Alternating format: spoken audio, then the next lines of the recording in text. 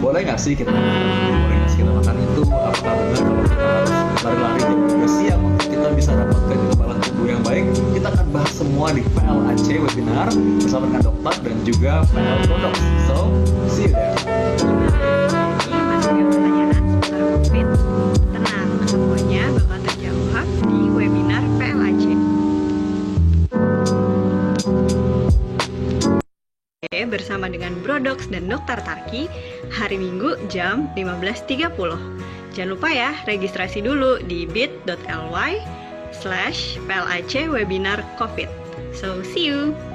Sekarang kita dalam masa pandemi COVID-19. COVID tidak hanya mengenai pada dewasa, tapi anak juga terkena. Bagaimana masalah isolasi pada anak? Bagaimana masalah isolasi dalam keluarga? Apa dampak-dampak pada keluarga dan seluruh perkembangan anak? Termasuk bagaimana masalah imunisasi dan pengobatan rutin anak-anak berkebutuhan khusus. Kita simak di Pangulilur Alumni Club Discussion bersama Brodox Pangulilur dan Dr. Tarakanita. Apakah Anda termasuk salah satu yang panik karena kehabisan suplemen pada waktu panic buying kemarin? Mau ganti pakai apa ya? Terus selama periode working from home, berat badan udah naik berapa kilo? Hati-hati, karena obesitas atau kegemukan merupakan salah satu faktor penyulit dalam COVID-19.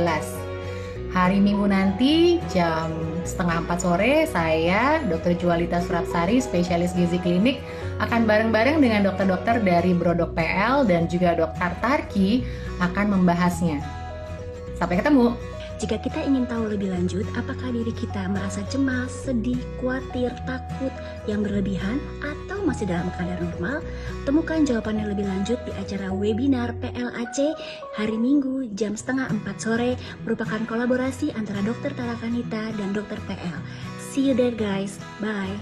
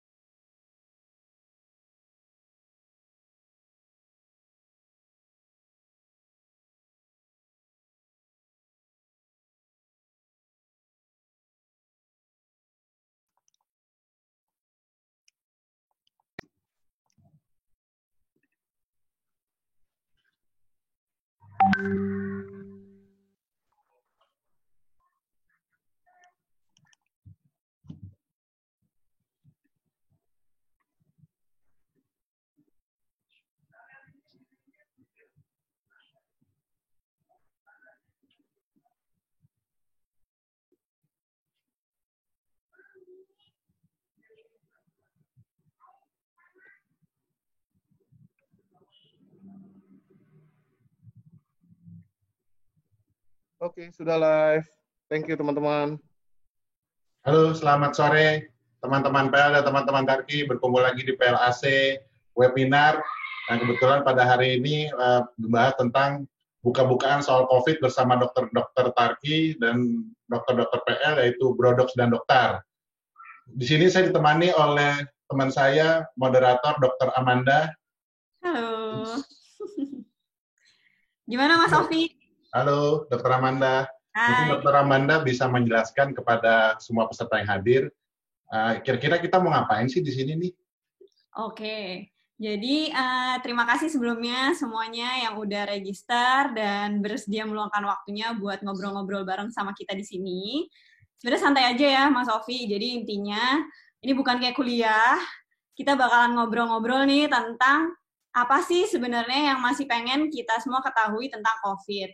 Kayaknya kalau tentang definisi dari COVID-19 semuanya kayak udah hatam banget kali ya, udah pada paham lah. Nah, ini kita mau bahas tentang kira-kira gimana sih efeknya COVID-19 ke diri kita, ke keluarga kita, terus bagaimana kita bisa coping misalnya kayak mentally.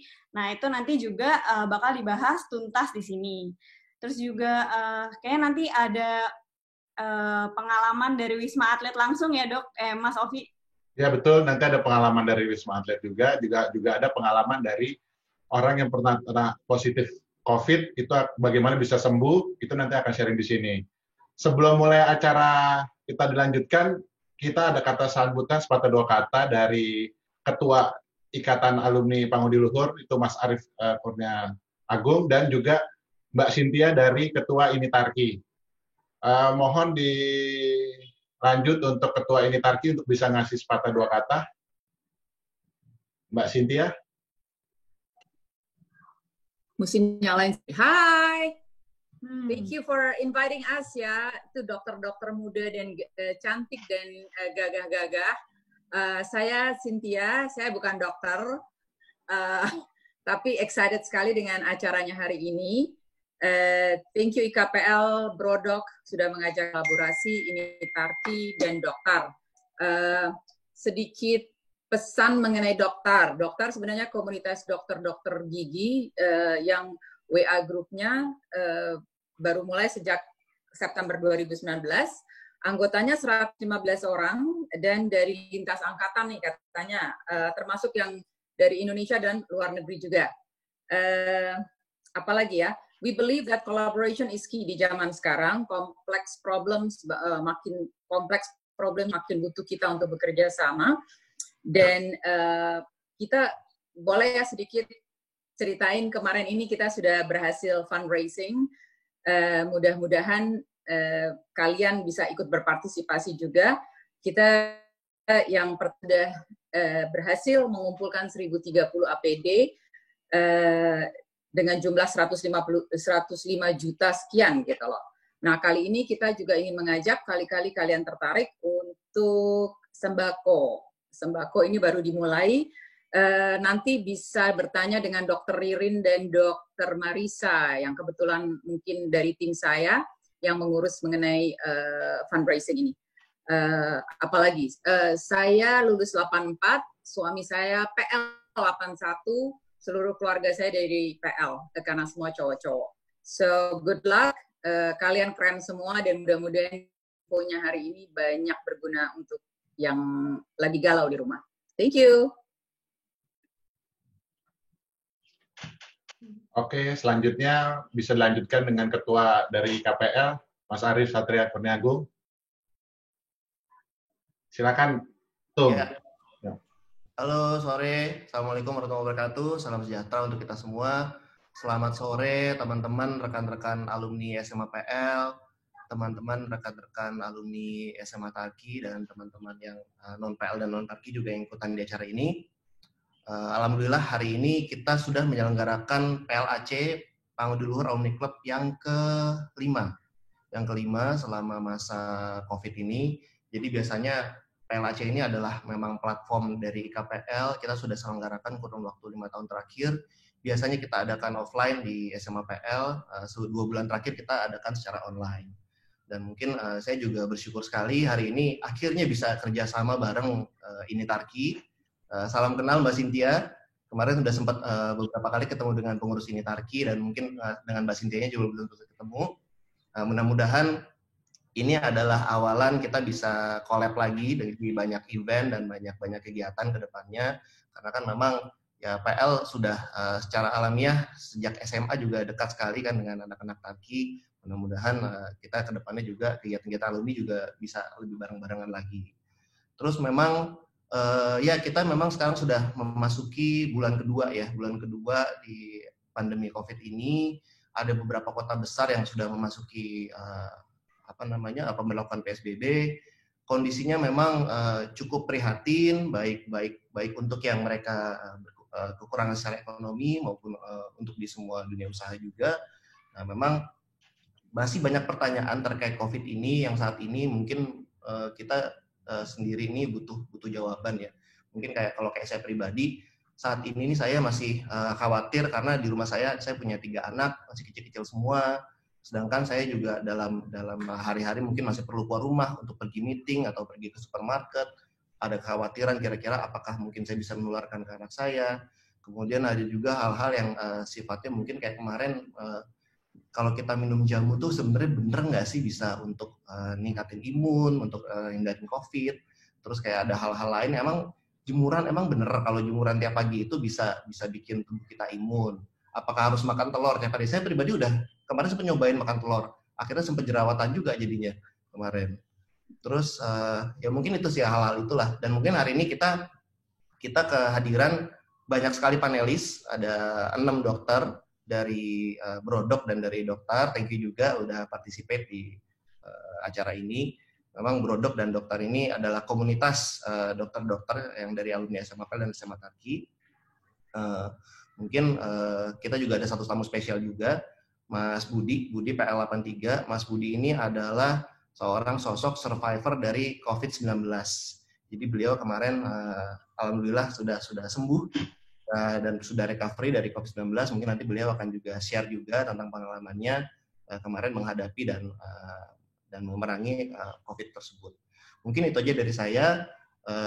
Mudah-mudahan kita semua bisa menikmati acara ini dengan baik. Terima kasih. Assalamualaikum warahmatullahi wabarakatuh. Oke, terima kasih untuk sambutannya Bapak Ketum dan Ibu Ketum. Mungkin buat mempersingkat waktu langsung aja kali ya Mas. Ya. Pertanyaan aja bahkan udah banyak nih di Q&A.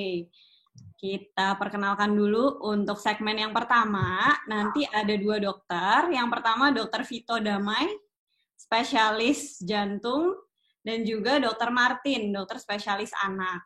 Mungkin boleh sambil ditampilkan CV beliau.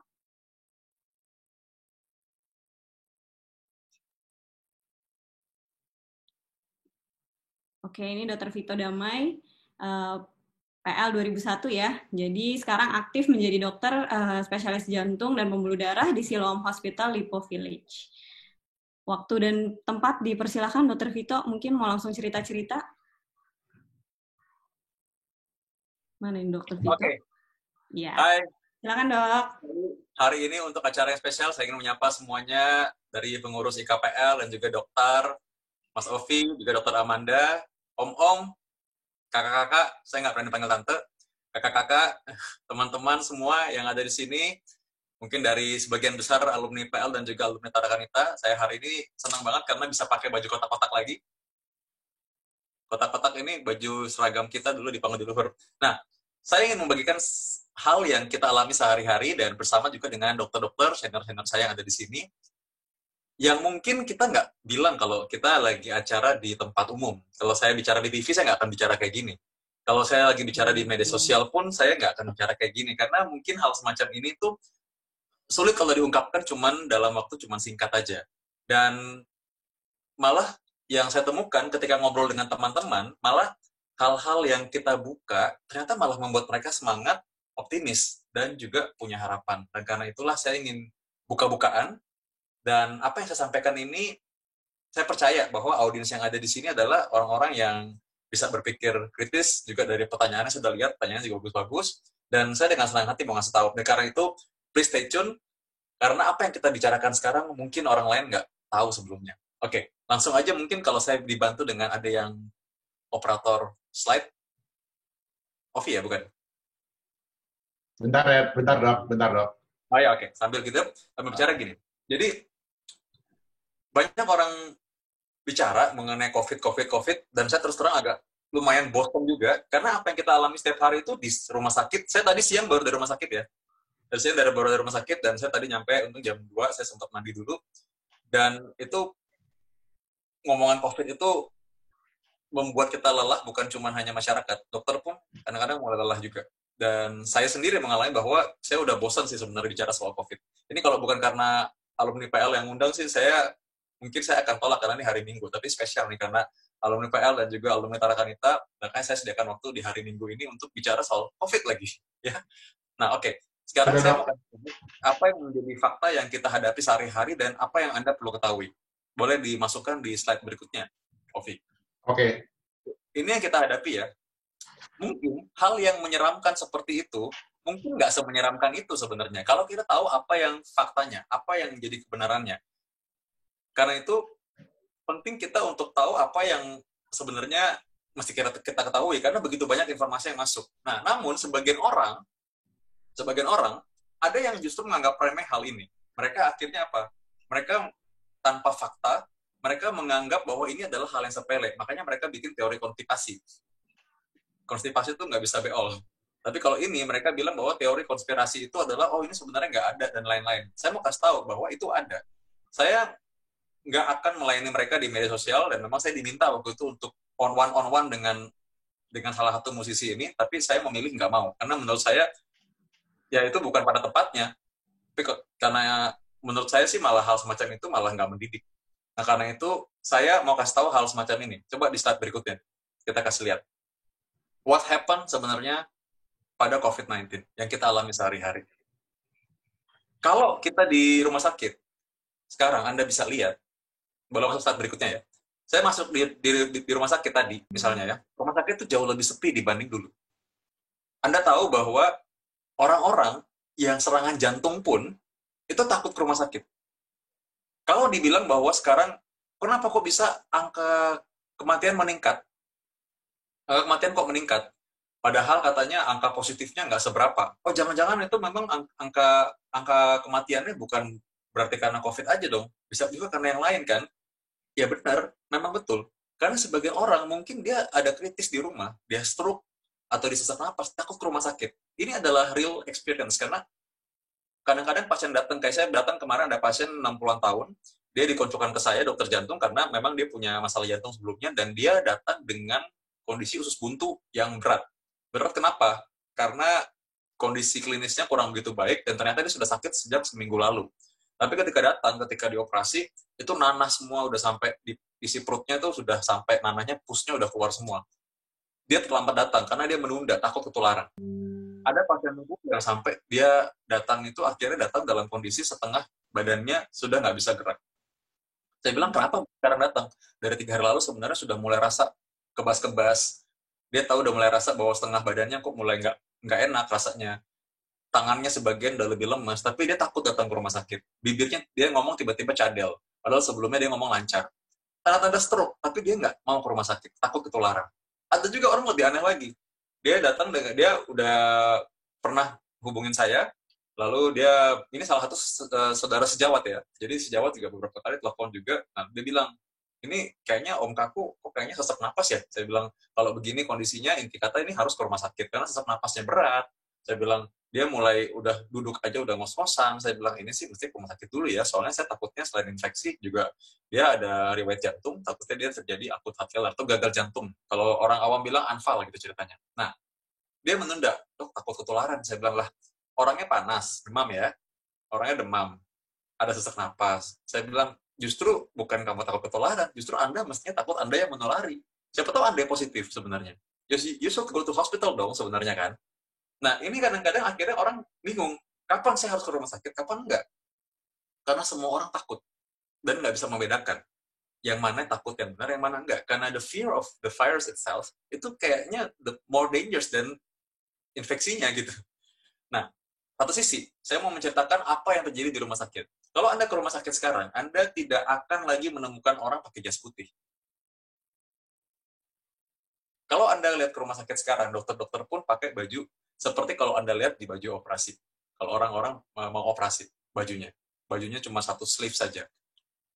ini benar-benar merubah kebiasaan dokter pada umumnya.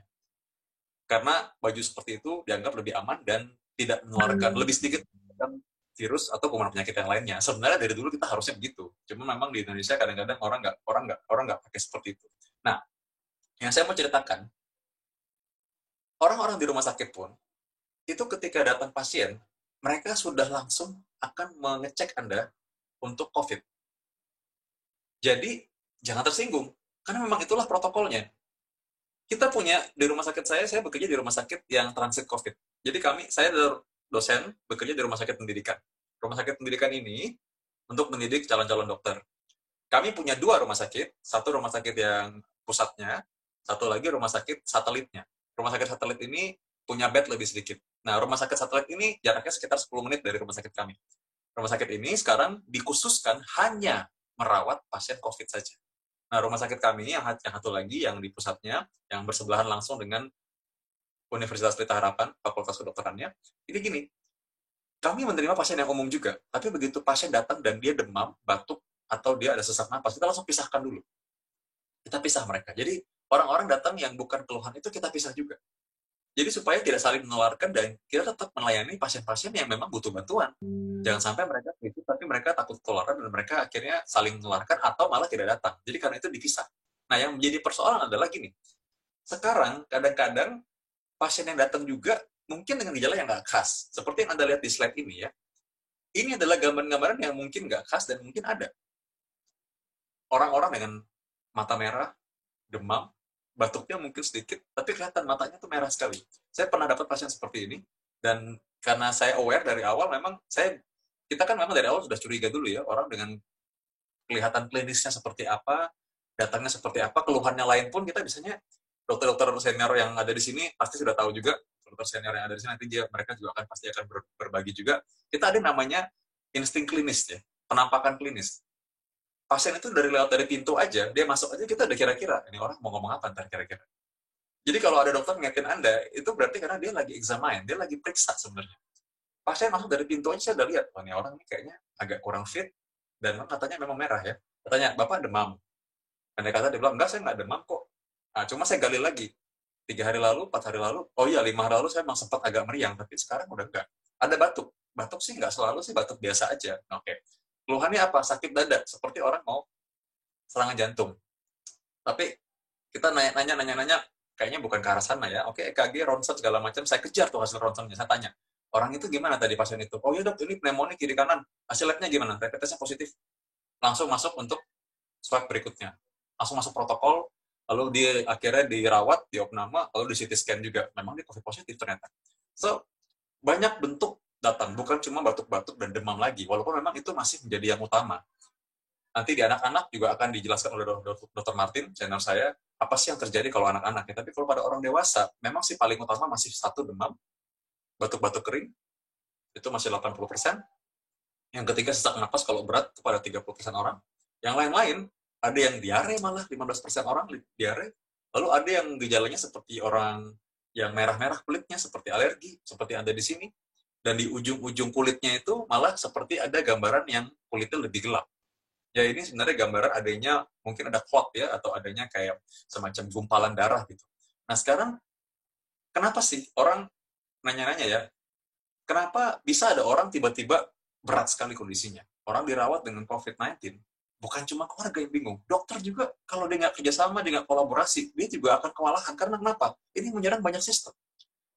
Kalau Anda selama ini berpikir bahwa COVID hanya menyerang sistem pernafasan saja, paru-paru saja, you should know that ini is more than that. Makin lama kita tahu bahwa semakin lihat pasien, oh ternyata enggak.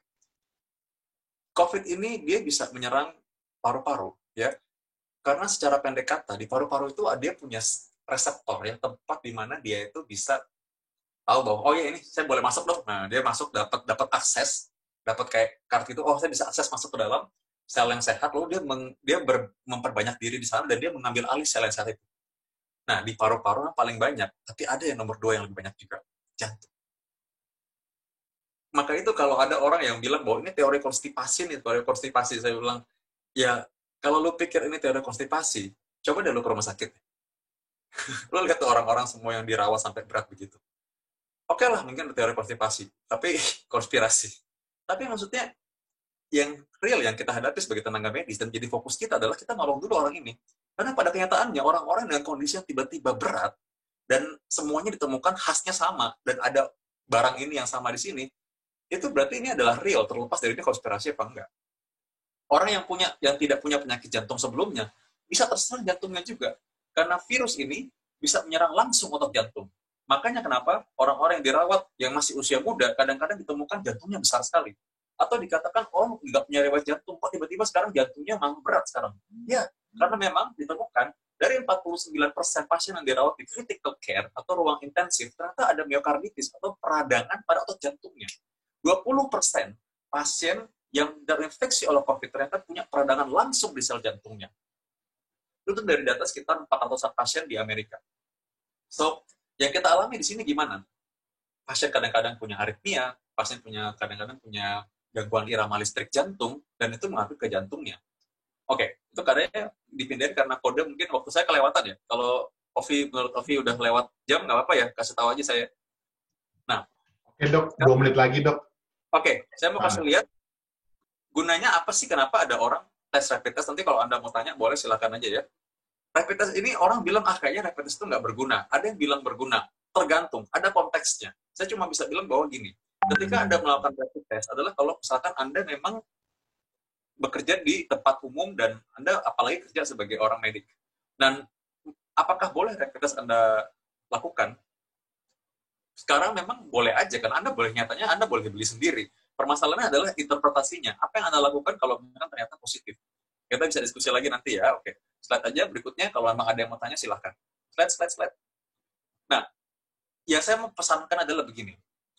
Kita memang mungkin masih develop vaksin, kita masih develop obatnya. Orang mungkin kadang-kadang mikir, kenapa nih penyakit ini begitu menyeramkan? Karena kita nggak tahu nih obatnya apa sebenarnya. Apakah vaksin ini bisa develop? Tapi Anda punya satu kunci yang kita bisa pegang yang membuat kita tetap bisa baik-baik aja. Apa? Ya kita cegah penularannya. Jaga yang sehat tetap sehat. Kalau selama Anda tidak sentuh muka Anda dengan kondisi tangan Anda kotor, Anda selalu cuci tangan. Dan yang paling pertama, ketika masker Anda pakai, tangan harus bersih. Ketika Anda perbaiki masker pun, masker Anda, itu tangan juga harus bersih. Karena dari situlah penularan paling banyak terjadi. Karena sekarang orang sudah banyak physical distancing. Udah lumayan sadar bahwa kita harus jauh-jauhan, dan orang mulai 60% mungkin orang ada di rumah.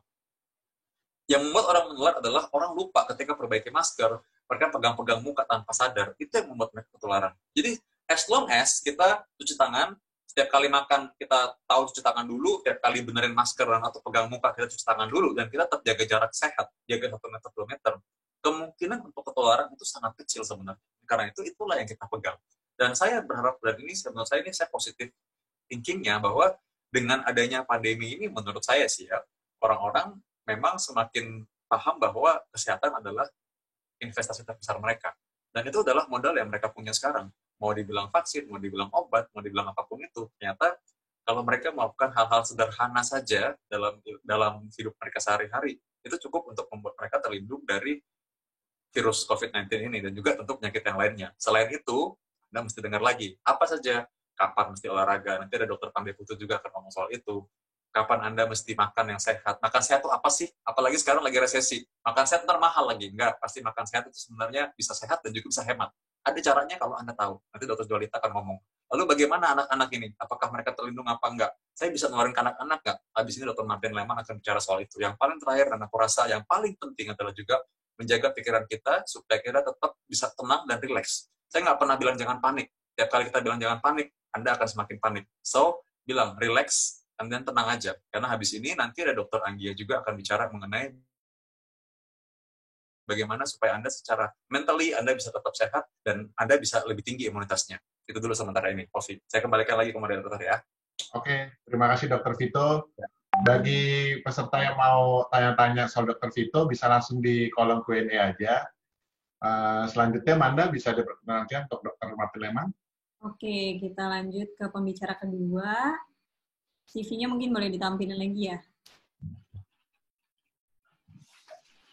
Pembicara kedua kita ini dokter spesialis anak, Dr. Martin Lehmann. Beliau juga aktif praktek di rumah sakit swasta. Nanti kita bisa tanya-tanya tentang, kayaknya pertanyaan kalau ibu-ibu nih banyak yang nanya, gimana nih imunisasi anak saya tertunda, kayak gitu-gitu. Nah, mudah-mudahan nanti bisa terjawab semuanya oleh Dr. Leman. Silakan dok, waktu dan tempat dipersilakan. Oke.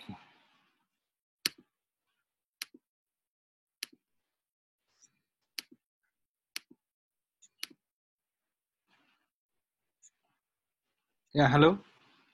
Ya, dok. Oke. Ya, selamat sore semuanya. Saya Dr. Martin Leman dari Rumah Sakit Sentra Medica di Cibinong, sama juga di Rumah Sakit Harapan Bunda.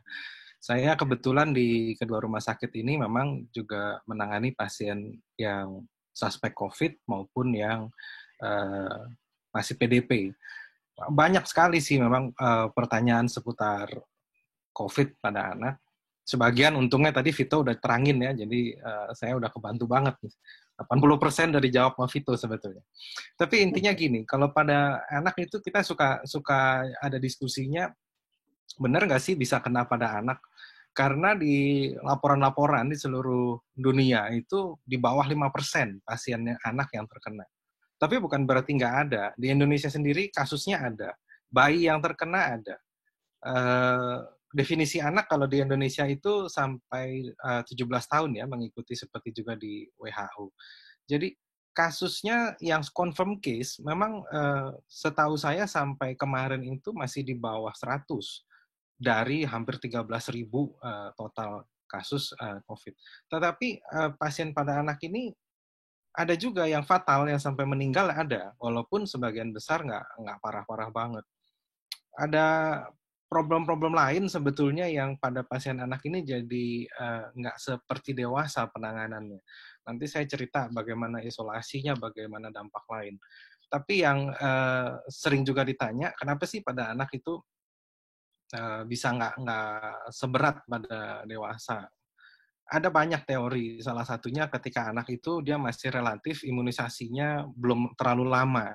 Artinya dia kan bayi, umumnya rata bayi yang normal, bayi yang sehat, hampir setiap 1 bulan dari dia lahir sampai 1 tahun dia dapat imunisasi macam-macam. Dan in general somehow mungkin itu membuat dia daya tahan tubuhnya lebih kuat. Terus yang kedua reseptor, tadi yang Dr. Vito cerita, ada reseptor tertentu yang memang spesifik pada virus ini. Pada anak memang nggak ditemukan banyak, belum banyak. Jadi ini mungkin salah satu faktor protektif. Nah, yang menariknya, kasus-kasus yang diterima, kebetulan saya sendiri sudah pernah merawat ada pasien yang positif dengan COVID, confirm dari usapan di nasofaring. Anaknya memang tidak berat. Yang saya terima ini pasiennya datang dengan keluhannya bukan keluhan batuk pilek, dia dirawat karena sakit tipes waktu itu. Kalau bahasa awam menyebutnya tipes, dalam medis kita sebut demam tifoid ya. Setelah dirawat hampir sekitar 5 hari, 4 hari, kita curiga kok ini nggak ada perubahan. Lalu kita cek ulang semua, bahkan sampai pulang pun pasiennya kita dalam kondisi relatif nggak terlalu berat, tetapi result dari pemeriksaan PCR-nya ternyata positif. Kemudian pasien-pasien lain juga, ada yang masuknya dengan gejala demam berdarah, ada yang gejala sakit perut biasa, justru yang batuk pilek nggak kelihatan banyak. Entah bagaimana, tapi memang kalau kita tahu bahwa gejalanya ini seperti Dr. Vito bilang, sebetulnya nggak terbatas pada saluran pernapasan, kita lebih sebutnya penyakit sistemik, artinya seluruh tubuh bisa kena. Nah, tapi yang menjadi masalah pada pasien anak itu deteksinya agak sulit. Kenapa? Satu, untuk rapid test kan lebih jarang orang mau periksa anak. Terus yang kedua ada faktor-faktor denial. Jadi banyak sekali ketika kita mau assess, ketika di rumah sakit, kita bilang kita curiga dari gambaran ronsen dan ininya, jangan-jangan ini kita kena. Penolakan dari orang tua ini kadang-kadang membuat kita sulit. Padahal sebetulnya kalau kita tahu dari dini ada beberapa hal yang bisa kita lakukan. Nomor 1, kita bisa isolasi dia. Kenapa isolasi dia itu penting? Karena yang menjadi masalah, kalau pada anak itu dia terkena dan relatif nggak berat, dia akan menularkan kemana-mana. Yang menjadi resiko adalah orang tua dan kakek neneknya yang serumah. Ini yang kadang kita perlu jelaskan. Bahwa kita tidak hanya mengobati anaknya, tapi kita bisa berusaha melindungi anak ini supaya tidak menularkan kepada seisi rumah. Karena kan nggak ada anak kecil tinggal sendirian gitu ya, pasti ada yang mengasuh, ada yang close contact sama dia. Maka sebisa mungkin kita deteksi, maka kita bisa mencegah penularan dalam rumah itu. Nah ini yang juga menjadi problem buat keluarga, karena dia nanti harus tahu kapan harus membatasi kontak. Saya pernah baca ada di negara tertentu yang memang salah satu kampanye dia adalah pada anak-anak ini coba social distancing ini juga diutamakan supaya dia tidak berkontak dengan kakek neneknya. Karena kita tahu kakek nenek itu kan pada situasi COVID ini merupakan salah satu risk factor lanjut usia dengan segala macam komorbidnya, sebuah faktor risiko untuk dia terkena COVID dan jadi berat. Cuman ya memang nggak semudah itu. Kita tahu di Indonesia satu rumah itu biasanya kalau kita punya anak kecil, biasanya ada eyangnya juga ikut bantu di situ. Nggak apalagi dengan kalau kedua orang tuanya adalah berkarir. Nah, itu memang kita harus jelaskan kenapa alasannya. Cerita lain yang suka menjadi masalah persis seperti yang Dr. Vito cerita, bahwa karena dia ketakutan, dia nggak mau ke rumah sakit, akhirnya dia menunda imunisasi, dia anak-anak dengan kebutuhan khusus tidak jadi terapi rutin, anak-anak yang dalam kondisi sakit ditahan-tahan di rumah, dan ini persis banget kemarin baru sekitar 2 hari lalu, saya punya pasien anak sekitar 10 tahun, pasiennya ini datang dengan demam berdarah sebenarnya. Dia sudah demam berdarah, badannya sudah dingin, sudah lemes banget, tapi karena dia begitu ketakutannya ke rumah sakit, dengan alasan takut terkena COVID dan segala macam, dia tahan-tahan. Sampai 5 hari di rumah, datang ke rumah sakit, akhirnya kondisinya sudah nggak bagus, akhirnya dia tidak tertolong, dia meninggal karena penyakit yang sebetulnya bisa kita tangani kalau dari awal. Rumah sakit sebetulnya sudah banyak berusaha membuat online consultation ya, telemedicine, atau paling tidak dokter-dokter juga rata-rata sekarang sudah bisa dikontak untuk tanya ini emergency apa enggak gitu ya.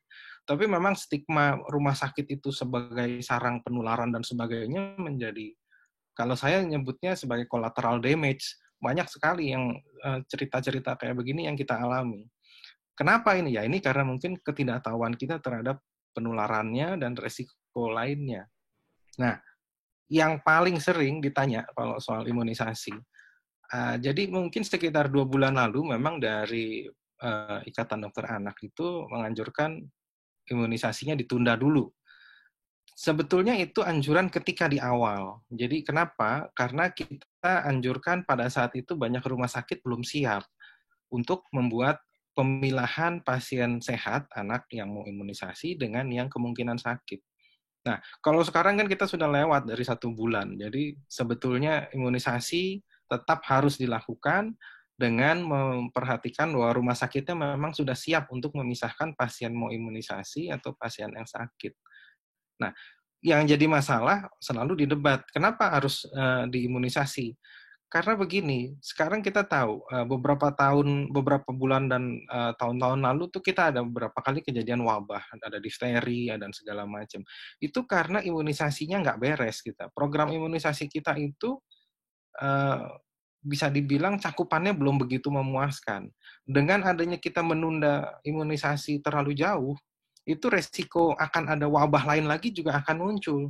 Nah, jadi bagaimanapun anjuran dari Ikatan Dokter Anak saat ini adalah imunisasi dasar tetap harus diberikan. Cuman harus koordinasi dengan rumah sakit, apakah fasilitas rumah sakit itu sudah memisahkan tempat pasien yang mau imunisasi dengan yang sakit. Terus yang kedua, kapan boleh ditunda? 10 menit lagi ya, Dok? Ya, kapan boleh ditunda? Nah, ditundanya ini ada yang bisa ditunda. Misalnya imunisasi yang di atas 1 tahun, imunisasi lanjutan yang di 2 tahun, mundur-mundur 1 bulan itu nggak apa-apa. Kira-kira sih sebetulnya problem pada anak, ada satu lagi saya mau cerita. ada sekarang juga muncul namanya, kalau kita nyebutnya vulnerable child syndrome. Anak ini dianggap vulnerable banget oleh orang tuanya takut banget ini anak terkena COVID, sehingga begitu demam sedikit, dia minta periksa darah. Demam 1 hari, dia minta periksa darah. Kita udah bilang tenang aja, klinisnya bagus, semuanya tenang. Akhirnya anak ini diperiksa darah secara berlebihan, hanya karena orang tuanya penasaran.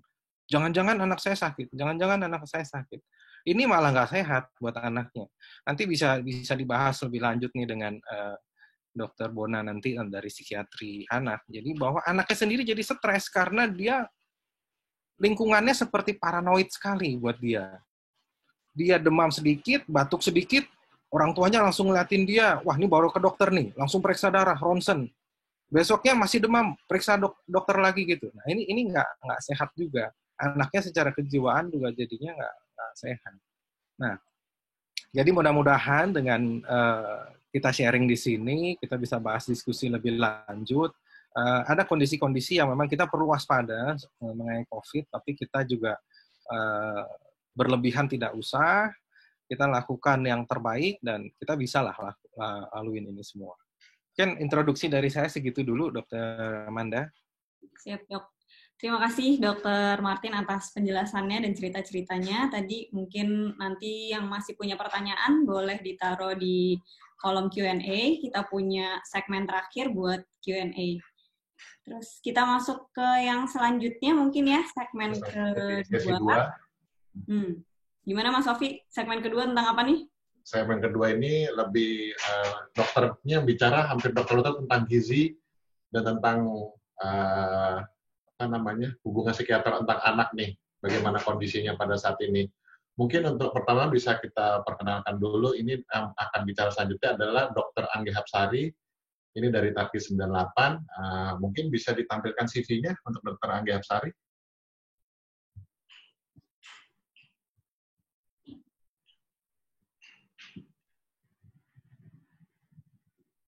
Oke, Dr. Anggi Hapsari ini adalah ini ada di praktek di RSPI Bintaro dan juga punya Smart Clinic Jakarta.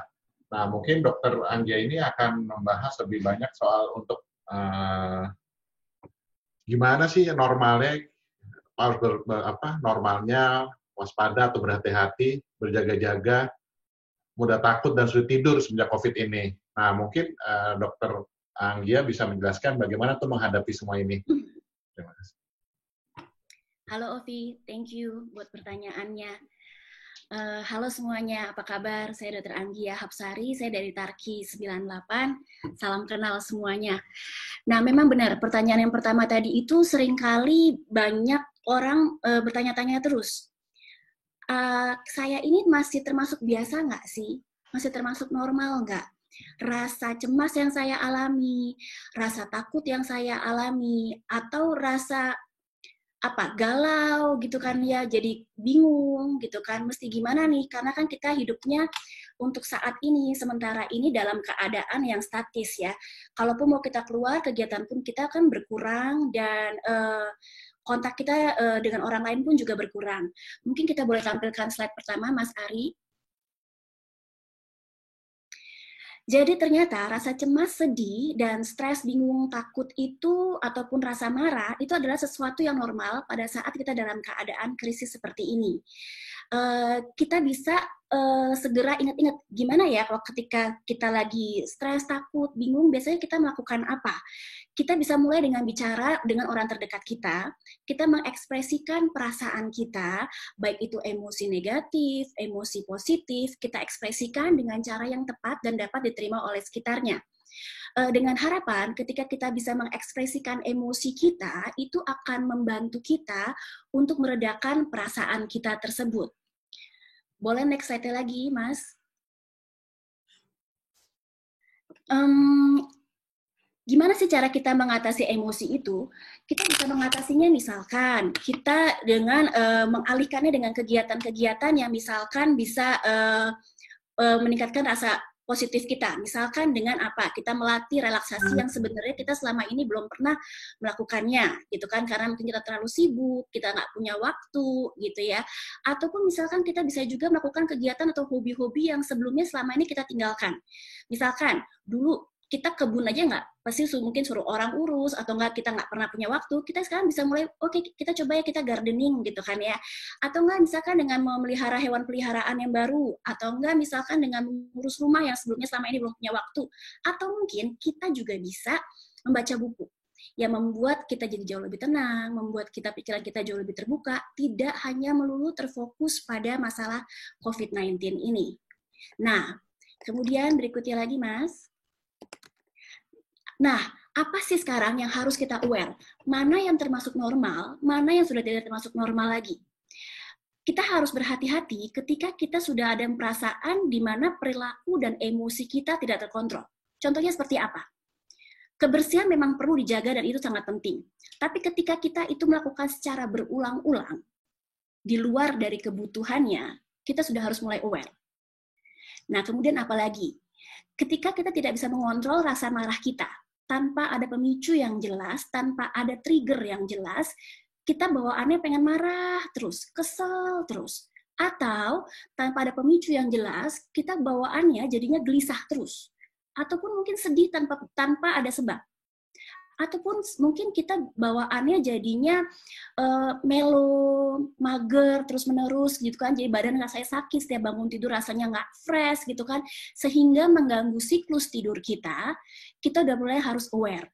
Kemudian apabila ada perilaku kekerasan yang membahayakan, atau ada pikiran dan perilaku yang ingin mengakhiri hidup, sepertinya seakan-akan COVID ini nggak akan pernah berakhir, jadi buat apa aku hidup? Atau nggak sepertinya, aku udah nggak sanggup lagi deh, lebih baik aku mengakhiri hidup ini aja. Ataupun pikiran-pikiran yang destruktif lainnya. Itu kita harus segera aware dan segera cari pertolongan ke psikiater untuk mengatasi hal tersebut. Mungkin untuk pertanyaan di atas itu Mas Ovi. Oke dok, saya juga ada pertanyaan lagi nih dok. Sebelumnya pernah ada yang menanyakan ke saya. Jadi selama masa pandemi ini kan misalnya nih banyak anak-anak yang akhirnya harus di rumah. Nah, sebaiknya sebagai peran orang tua tuh gimana sih untuk kita tuh menangani anak yang sering mengeluh, misalnya rasa bosan, terus malah anaknya jadi emosional atau tantrum. Nah, mungkin Dokter Anggia punya tips and trick gimana untuk Bener banget, Manda. Itu juga yang kita alamin ya sebagai seorang ibu di rumah gitu kan ya. Bahwa karena kan masa ini extraordinary, di mana anak-anak semua kegiatannya berpusat di rumah. Hampir mereka tidak pernah keluar gitu ya. Kalaupun keluar mungkin hanya tadi seperti Dokter Martin bilang ya mungkin untuk vaksinasi atau imunisasi gitu kan, atau ada hal yang sangat urgent yang mereka harus pergi ke dokter. Nah, untuk hal ini memang peran orang tua, ayah dan ibu itu sangat penting. Kita harus bisa mengendalikan. Pertama, kita tidak bisa menyuruh anak, yaudah kamu tenang aja dong, kamu atasin emosi kamu sendiri. Itu nggak bisa. Nah, kita harus mulai diri kita dulu sebagai orang tua. Ya, apa sih yang orang tua harus lakukan? Pertama, mungkin Mas Ari bisa bantu dengan, saya kayak ada slide-nya. Jadi orang tua itu mesti bantu dengan apa sih? Lihat apa kebutuhan anak tersebut sesuai dengan perkembangan usianya. Ya, sesuai dengan perkembangan usianya, anak itu dia tuh sangat butuh kehangatan emosi dari orang tua itu sendiri. Ya, jadi orang tua jangan sibuk dengan kegiatannya masing-masing, tapi coba kita sisihkan waktu kita siapkan waktu kita sungguh-sungguh untuk memberikan kehangatan emosi untuk anak kita. Kemudian kita bisa memberikan rencana kegiatan bersama yang melibatkan anak, yang sebelumnya kita nggak bisa ngelakuin karena terbatasnya waktu kita, sekarang udah nggak ada alasan lagi. Kalau dulu saya sering dengar, banyak pasien yang konsul, dok yang penting kan kualitas ya dok, tapi sebenarnya kualitas tanpa kuantitas waktu sama aja bohong. Kita harus tetap memberikan waktu untuk anak dengan adanya kualitas hubungan yang baik. Kemudian apa? Anak-anak kan juga lagi ada school online. Itu harus seimbang. Karena school online itu menurut saya sangat melelahkan ya. Mereka yang biasanya punya aktivitas di sekolah yang real, mereka berlari-lari, ada waktu break time, ada tatap muka dengan teman, ada sentuhan dengan teman, gitu kan, ya bercanda sama teman. Sekarang semuanya dalam dunia maya. Nah, kita juga harus pikir tuh, gimana sih caranya supaya buat seimbang, supaya waktunya anak-anak itu juga punya me time. Tidak hanya melulu mereka berurusan dengan tugas-tugas sekolah gitu kan, atau enggak, ataupun sebaliknya, mereka hanya melulu mengerjakan pribadi mereka, maksudnya main sendiri tanpa adanya interaksi dengan orang lain ataupun dengan teman lain. Mungkin kita sebagai orang tua bisa mensengajakan untuk membuat waktu mereka bisa playdate, tapi mungkin online di media maya ini gitu ya. Nah, ketika mereka berhasil menyelesaikan tugas mereka ataupun tanggung jawab mereka, kita bisa kasih mereka reward. Dan kemudian tingkatkan komunikasi antara orang tua dan anak-anak. Kemudian sebagai orang tua, biasakan membicarakan masalah tidak di depan anak. Karena seringkali orang tua kan banyak baca berita, dengar berita. Untuk anak yang sudah mempunyai anak-anak usia, mungkin mereka masuk usia 8 tahun, 9 tahun, mungkin usia remaja, anak akan mengerti. Dan seringkali diam-diam mereka mendengar pembicaraan kita dan kemudian mereka merasa cemas. Nah, orang tua harus memperhatikan informasi yang tepat dan jelas, bukan hoax, tentang kondisi ini, supaya anak bisa merasa aman. Mungkin itu Kaliman. Ya, thank you dok. Kayaknya sudah cukup terjawab. Thank you. Nanti kalau misalnya ada pertanyaan lagi dari floor, mungkin kita lanjutin di sesi yang terakhir ya dok? Ya, thank you Manda. Thank you Dokter Anggia. Selanjutnya kita mau masuk segmen berikutnya, ada tentang gizi. Di sini ada Dokter Jualita Surapsari dan ada Dokter Pande Putu. Dokter Jualita, boleh ditampilkan CV-nya?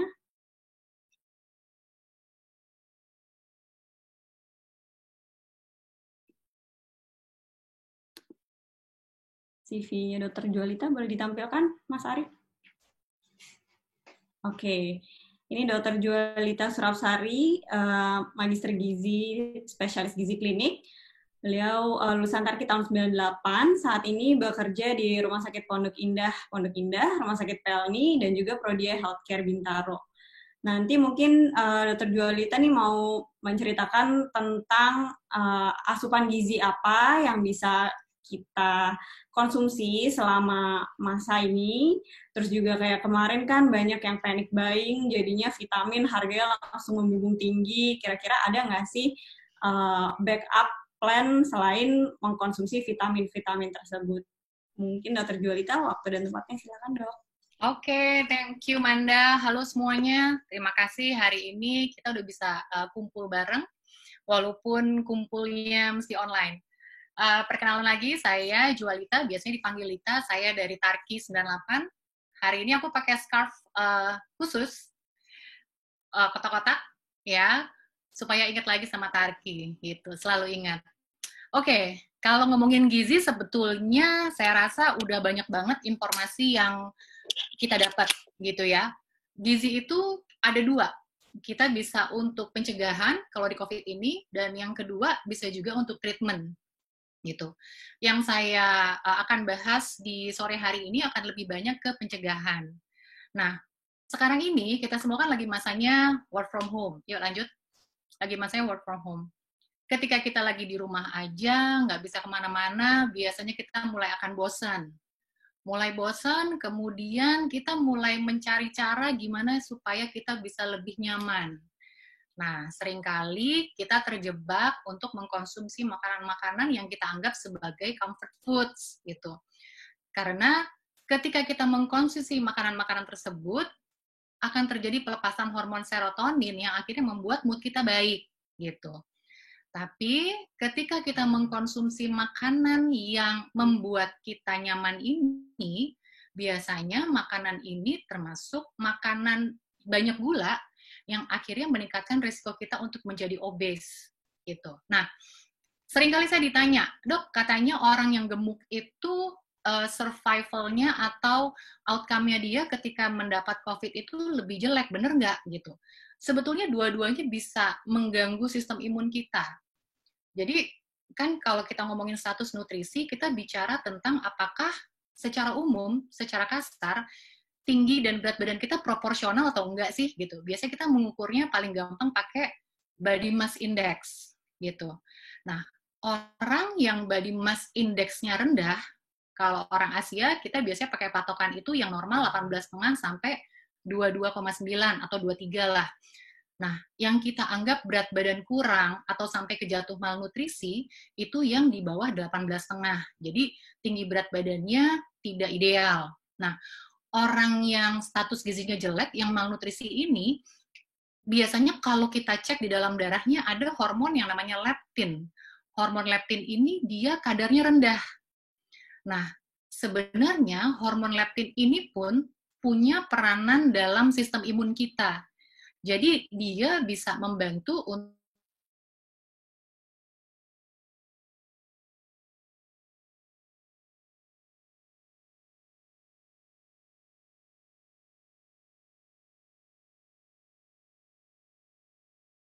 halo.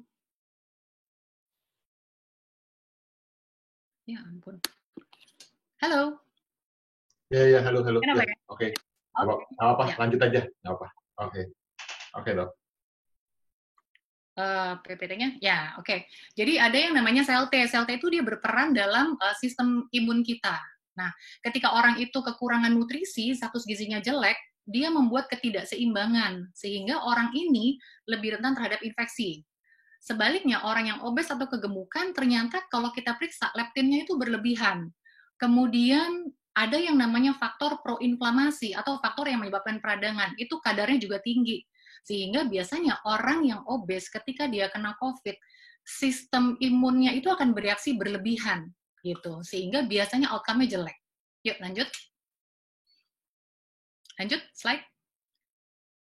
Oke, nah sekarang pertanyaannya banyak banget ke saya. Ketika lagi mau mencegah COVID ini, kita harus minum suplemen apa sih? Gitu. Sebelum ngomongin suplemen, saya mau kasih tahu definisinya dulu, bahwa ketika kita mau memberikan suplemen, vitamin, dan mineral, berarti kita memberikan apa yang tidak bisa kita dapat dari makanan, yang kurang dari makanan kita. Sehingga kalau ditanya, mana sih yang paling penting suplemen?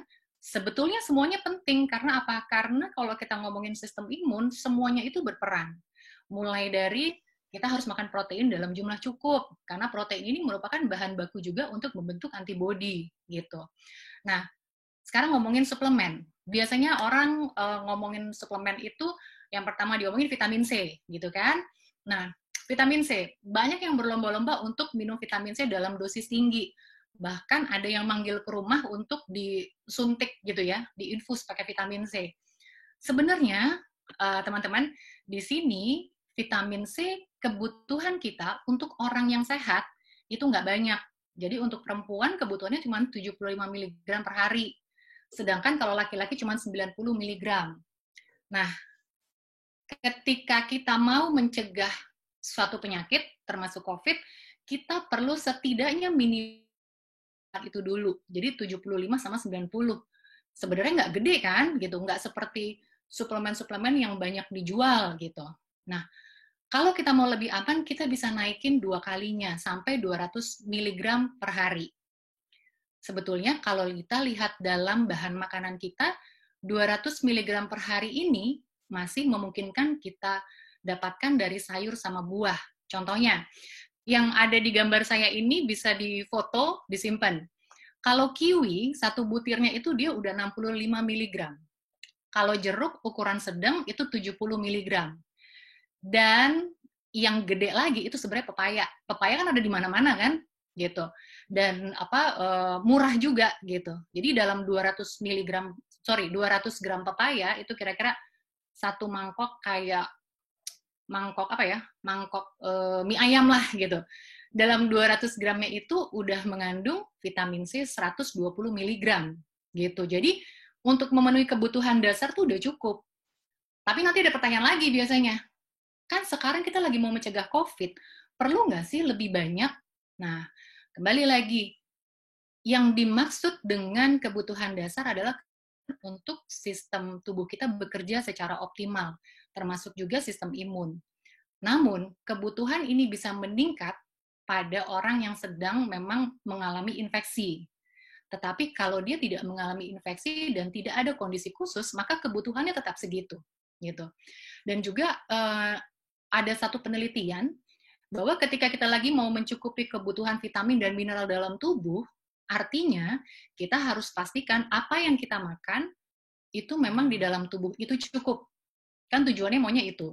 Nah, ternyata penelitiannya, kalau kita mengkonsumsi vitamin C di atas 400 mg, ternyata kadarnya di dalam tubuh itu akan hampir sama juga sama si 200 mg. Jadi kayak saturated, jenuh gitu.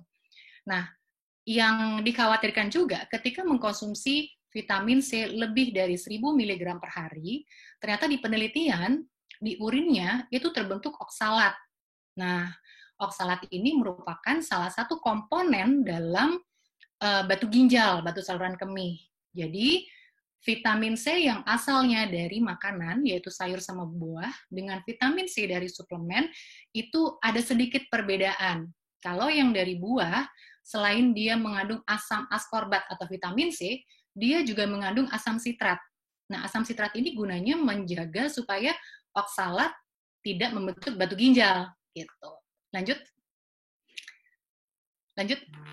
Slide-nya. Nah, sekarang vitamin E. Vitamin E juga banyak dibahas. Sebetulnya kebutuhan kita nggak banyak, hanya 15-20 mg per hari. Nah, kalau menurut saya, vitamin E ini pun sebetulnya bisa kita penuhi dari makanan sumber, gitu. Sehingga kalau kita nggak dapat suplemen, ya nggak perlu khawatir, gitu. Vitamin E banyak di dalam bahan makanan bahan makanan nabati di minyak-minyak gitu. Kemudian bisa juga di alpukat, bisa juga di kacang-kacangan. Itu tinggi vitamin E. Ya, lanjut. Selanjutnya kita ngomongin vitamin D. Nah, vitamin D ini memang susah-susah gampang. Karena kandungan vitamin D di dalam bahan makanan kita yang alami tidak terlalu besar. Ada sih yang besar, misalnya ikan salmon. Ya, dalam 100 gram ikan salmon itu kandungan vitamin D-nya udah cukup memenuhi kebutuhan harian kita, tapi kan mahal, gitu kan? Sehingga kita perlu mengatur dengan bahan makanan sumber yang lain. Misalnya, vitamin D itu biasanya di dalam bahan makanan juga diberikan dalam bentuk fortifikasi, atau misalnya ada satu makanan atau minuman di dalam yogurt atau susu, biasanya ditambahkan vitamin D, sehingga ini bisa membantu mencukupi kebutuhan vitamin D kita. Tapi pertanyaan lanjutannya adalah, perlu nggak minum suplemen vitamin D? Kalau di sini saya bisa bilang, ada yang perlu, ada yang enggak. Karena dalam penelitiannya, 4 dari 5 orang itu mengalami gangguan metabolisme vitamin D secara genetik, gitu. Sehingga kita butuh asupan vitamin D yang lebih tinggi. Lanjut lagi. Ini zinc. Nah, zinc juga berperan dalam sistem kekebalan tubuh. Zinc ini paling banyak kita dapatkan dari produk-produk hewani. Jadi, ketika kita mau mencapai sistem imun yang baik dengan gizi seimbang, sebaiknya kita tidak menghilangkan bahan makanan sumber hewani dari diet kita sehari-hari. Nah, sekarang, kalau misalnya kita mau seseorang mau tanya, gimana sih makan supaya bisa mencukupi semuanya? Ini di sini kan ada yang namanya piring makan sehat nih, ya. Ada piring makan sehat. Di piring makan sehat ini harus mencukup semua kebutuhan kita. Jadi misalnya grains ini dia untuk sumber karbohidrat kita, gitu ya, sumber karbohidrat kita. Kenapa karbohidrat tetap perlu? Karena karbohidrat itu juga merupakan fuel atau bahan bakar untuk sel kita untuk bekerja, termasuk juga sel untuk kekebalan tubuh, gitu. Terus protein wajib, ini protein harus ada. Ingat bahwa ketika kita makan, walaupun kita di rumah aja, kebutuhan protein harus tercapai, ya.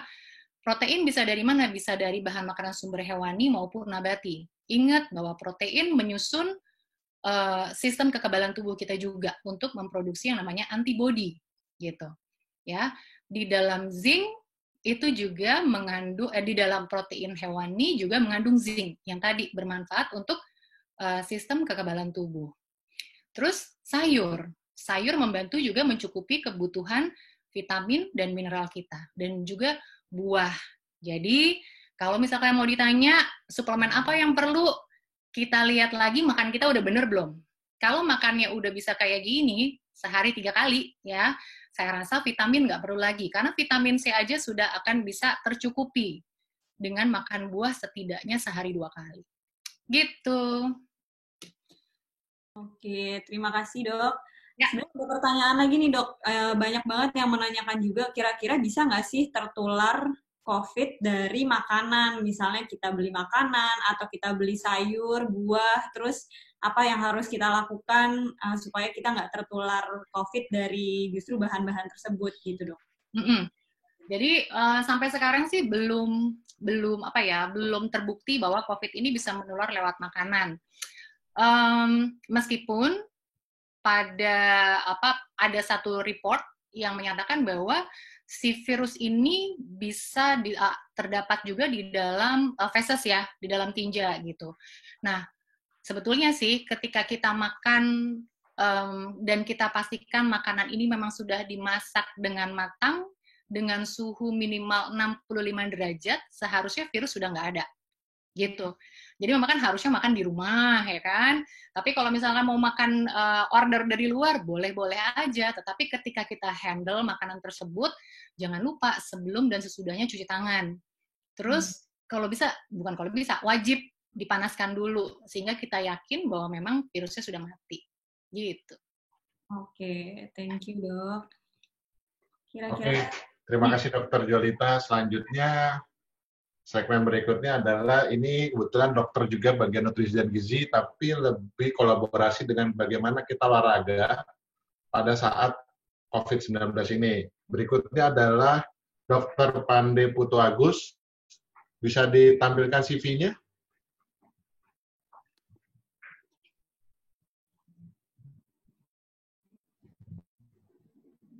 Mas Ari.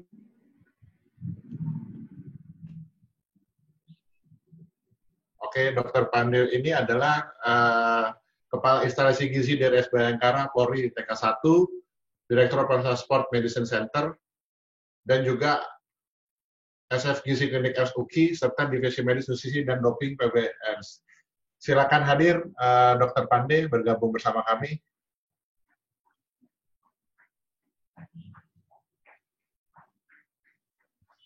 Mic-nya dok, sorry.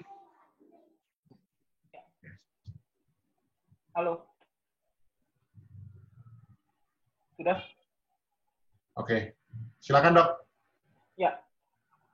Oke. Selamat sore kakak-kakak dan para teman-teman dari SMA alumni PL dan alumni TAPI.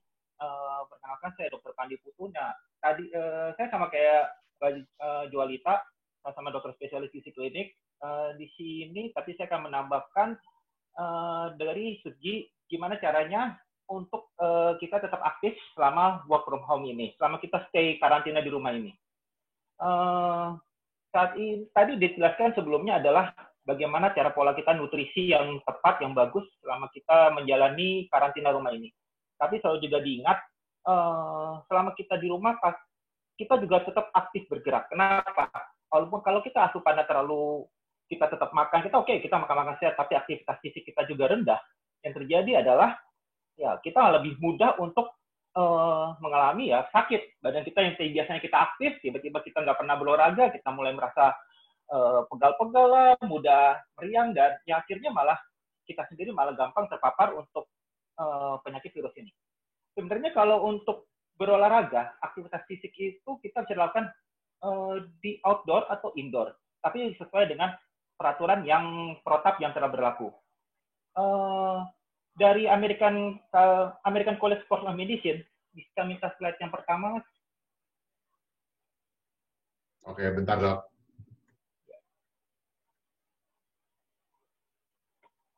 Oke. Dari American College of Sport Medicine, ini untuk latihan untuk kita lakukan selama kita di karantina ini ada dua jenis aerobic activity, yaitu indoor dan outdoor, tapi selalu mengikuti prosedur yang berlaku. Kalau kita melakukan aktivitas outdoor, nanti saya akan jelaskan selanjutnya, kita juga harus memenuhi prosedur yang telah ditetapkan. Kalau misalnya kita mau berjalan-jalan, mau jogging, dan kita mau bersepeda, kita tetap harus menggunakan masker dan ada prosedurnya. Nanti setelah ini saya akan jelaskan kenapa kita harus menjaga jarak walaupun kita berolahraga. Kemudian untuk masalah indoor activity, kita dapat melakukan aktivitas fisik di rumah. Itu simpel aja.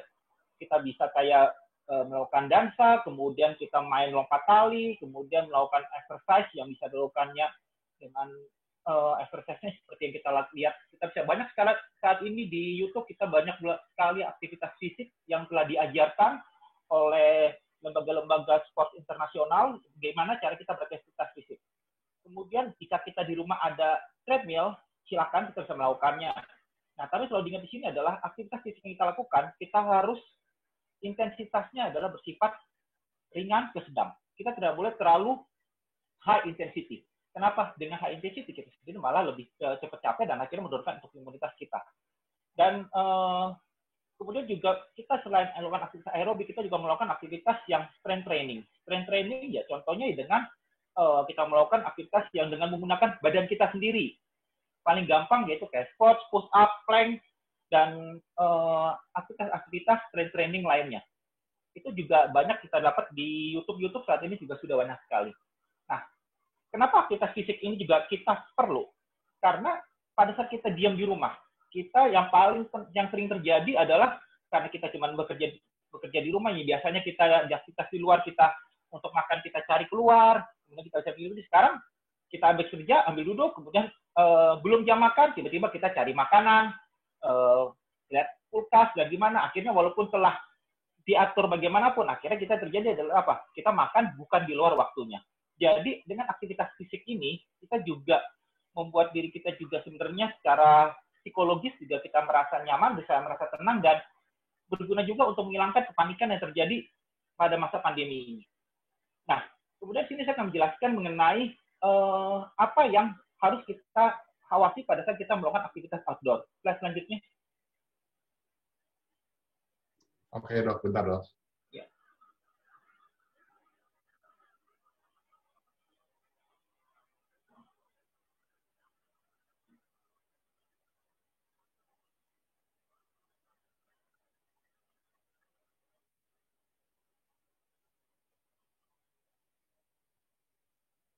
Oke. Di slide ini adalah salah satu penelitian yang terbaru yang dilakukan bagaimana caranya kita untuk bagaimana yang terjadi kalau kita berolahraga tidak mengikuti aturan yang berlaku. Nah, di sini suatu penelitian dilakukan jika kita berolahraga dengan posisi kita berada pas di belakang dari teman kita. Nah, yang terjadi adalah jika orang di depan kita itu melakukan tiba-tiba mengeluarkan droplet, misalnya batuk atau gimana, jika kita berada di jalur yang berada di belakangnya dia, itu kita akan mudah untuk terpapar droplet tersebut. Nah, jaraknya itu kalau untuk dari WHO kita dibilang jaraknya adalah 1,5 sampai 2 meter, tapi selalu diingat itu adalah untuk orang yang diam di tempat. Nah, bagaimana kalau kita berlari atau kita berjalan? Nah, dari penelitian ini membuktikan, slide selanjutnya.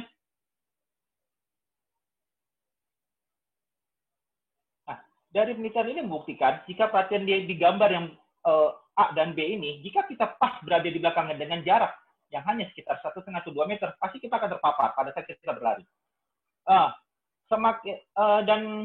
Semakin cepat kita berlari, kita akan lebih mudah untuk terkena paparan dari droplet tersebut. Slide selanjutnya. Nah, di sini di gambar selanjutnya ini sudah dijabarkan bagaimana cara kita untuk menghindari slipstream dari paparan partikel tersebut. Yaitu yang nomor C, lihat di sini di gambar C dan D, kita lihat, kita berlari bersebelahan. Nah, berlari bersebelahan. Jadi jika teman kita melakukan batuk atau dia bersin, kita setidaknya kita terhindar dari stream dari droplet tersebut. Tapi selalu diingat juga, kita juga pada saat berlari atau kita berolahraga, tetap satu pakai masker dan etika batuk. Kalau mungkin kita bersepeda, mungkin susah. Kalau kita melakukan etika batuk yang batuknya kita tutup dengan lengan kita. Nah, tapi kalau kita berlari, mungkin kita bisa. Nah, maka dari itu dianjurkan pada saat kita berlari, bersepeda, dan aktivitas outdoor, tetap menggunakan masker. Nah, jika kita berlari di belakang dari teman kita, setidaknya kita tidak pas di jalurnya dia. Kita bisa di sebelahnya. Seperti yang di gambar D. Dan jarak yang direkomendasikan adalah ini dengan intensitas yang sedang. Jika kita berlari, itu setidaknya kecepatan adalah sekitar 5 km per jam. dengan jaraknya adalah sekitar 5 meter, jarak perbedaan antara peserta satu dan teman kita dan kita itu adalah jarak 5 meter. Jika kita bersepeda dengan kecepatan 15 km per jam, itu jaraknya harus berada di sekitar 10 meter. Nah, bagaimana kalau kita bersepedanya lebih cepat? Kadang-kadang yang anak-anak rodis atau penggemar sepeda tuh rata-rata kalau 15 km per jam tuh terlalu lambat. Nah, biasanya rata-rata di atas 20. Kalaupun misalnya kita mau main speed, itu disarankan adalah sebaiknya kita berada bersebelahan atau tidak kita bermain sepedanya adalah sendiri. Dan paling baik, tapi saat ini kalau kita bermain sepeda sendiri mungkin agak bahaya, jadi sebaiknya kita mungkin bisa berdua tapi dengan bersebelahan. Kemudian kalau pas kita berlari, memang dianjurkannya juga jangan terlalu high intensity. Makanya disarankan adalah moderate intensity. Jadi larinya mungkin sekitar 5 atau 6 km per jam kecepatannya, dan setidaknya kita larinya bersebelahan atau kita tidak berada di jalur streamnya dia. Jadi kita berada di sebelah kirinya atau sebelah kanannya dan di belakangnya dia. Itu ya sebenarnya yang dapat kita lakukan. Nah, yang paling penting lagi dalam olahraga adalah kita harus menjaga hidrasi. Dehidrasi. Jangan sampai kita mengalami dehidrasi pasca berolahraga. Jadi, disarankan apalagi dengan kondisi COVID kayak gini, dan musim bulan puasa begini, disarankan adalah pada saat kita, misalnya untuk orang yang berpuasa, olahraga kita lakukan, misalnya adalah pagi hari itu dapat kita lakukan dengan latihan resistance. Itu paling cukup sekitar 5 hingga 10 menit, dan dapat kita ulang pada siang hari. Kemudian, sore hari, pada saat menjelang membuka puasa, dapat kita lakukan pada saat sore hari itu kita lakukan dengan latihan yang moderate training. Nah, setelah lakukan moderate training, contohnya paling gampang tuh kayak jogging lah, sekitar 20 atau 30 menit. Atau jalan-jalan cepat sambil kita, tadi ada yang tanya, mungkin dengan membawa binatang peliharaan, kita dapat lakukan di sore hari tersebut. Nah, itu lakukan antara sekitar 20 hingga 30 menit. Nah, setelah itu, baru kita melakukan mungkin yang berbuka puasa. Nah, pasca itu, malam harinya baru mungkin kita untuk melakukan aktivitas, misalnya kita butuh untuk aktivitas yang intensitas sedang ke tinggi, kita dapat latihan di pasca kita berbuka puasa tersebut. Jadi yang paling penting pada masa COVID ini kita juga harus tetap aktif. Kita untuk pola makan juga harus seperti dijelaskan tadi oleh Dr. Jualita. Kemudian untuk olahraganya kita juga harus tetap aktif supaya kita juga menjaga imunitas tubuh kita sendiri. Jangan sampai malah terjadi kita diam di rumah, cuman bekerja di rumah, stay at home, kemudian tetap makan terus, akhirnya yang paling parah adalah timbul obesitas. Dan akan itu menyebabkan obesitas sendiri merupakan faktor komorbid dari yang dapat memperburuk jika kita terpapar oleh COVID-19 ini. Oke, paling dari saya hanya itu saja yang dapat ini. Jika ada pertanyaan, nanti mungkin kita akan bahas lagi selanjutnya. Oke, terima kasih Dokter Pandey. Nah, berikutnya ini dokter termuda dari semua peserta dari narasumber dokter ini adalah Dokter Carlos. Kebetulan Dokter Carlos adalah dokter yang dokter sukarelawan di Wisma Atlet. Bisa tolong di slide ininya, CV-nya untuk Dokter Carlos?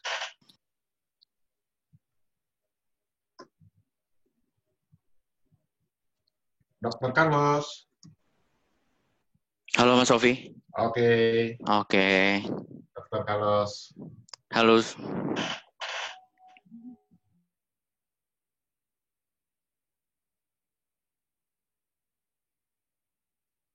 Garda depan lapangan untuk menangani COVID.